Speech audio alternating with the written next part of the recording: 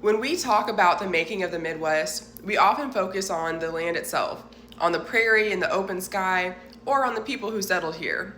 But the truth is, the Midwest we know today wasn't just built by farmers with plows and wagons, it was built by policy. From land grants to conservation programs, federal agricultural policies have shaped how we use our land, who owns it, and who benefits from it. And in the greater St. Louis region, a crossroads between north and south, urban and rural, these policies didn't just shape the economy, they also defined race relations, religious culture, and the structure of rural life. So today, we're going to break down 5 major federal agricultural policies that built rural America and the racial and religious forces that influenced them. The first cornerstone came in 1862 in the middle of the Civil War.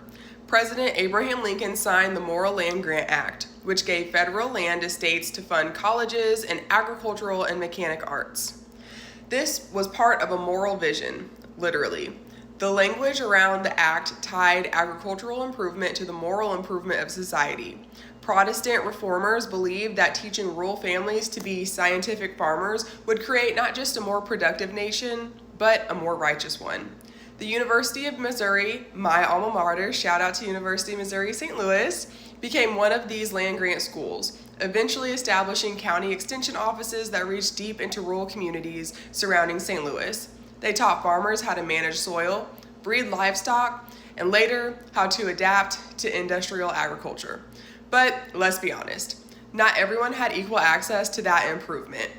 The land that funded these universities was seized from indigenous nations through forced treaties and removal. And for nearly a century, black farmers were largely excluded from the university system and from federal research funding.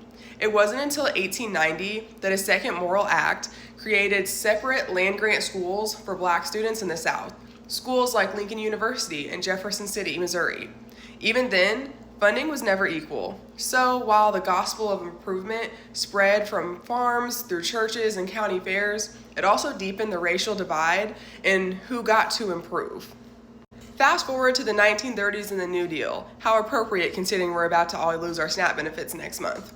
The Great Depression devastated farmers across the Midwest, and in response, Franklin D. Roosevelt's Agricultural Adjustment Act of 1933 paid farmers to reduce production, hoping to stabilize prices. For many white farm owners, it worked, but for black sharecroppers and tenant farmers, especially in southern Illinois and southeastern Missouri, the policy was catastrophic. When landowners took federal payments, they often evicted the very tenants who worked the land. The policy didn't just redistribute money, it redistributed power. And the racial hierarchy of rural labor hardened.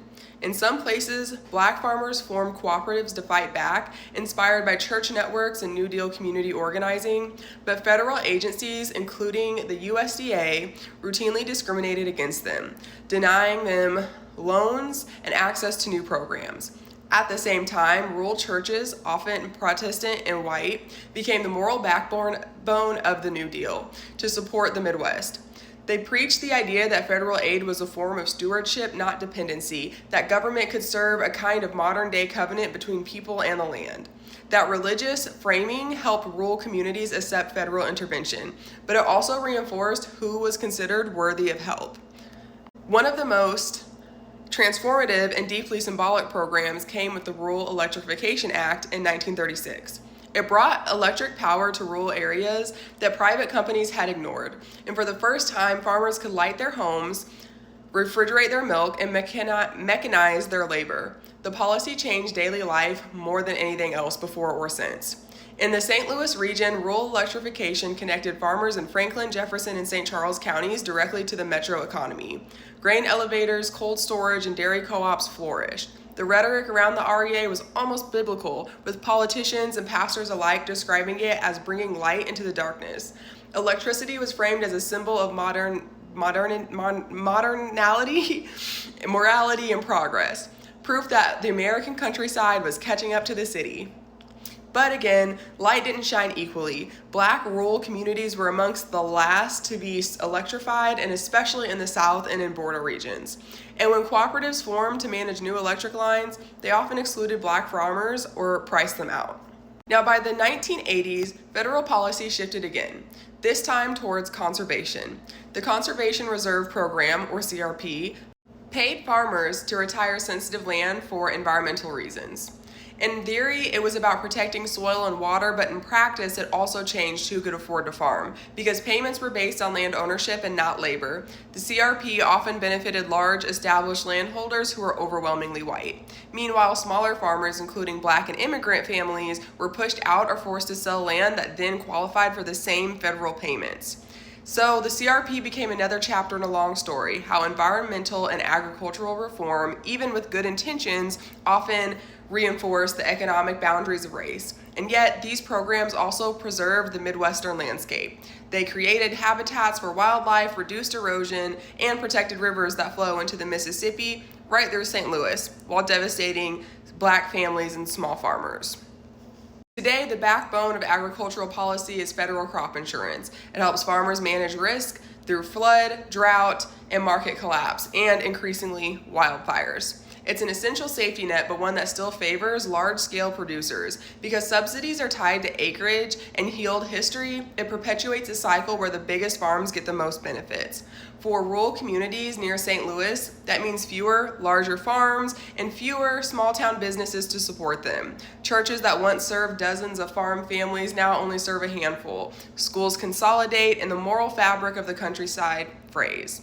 And while crop insurance may seem race neutral, the legacy of who owns land and who had access to federal programs over the past century means that racial group and land ownership continues to widen.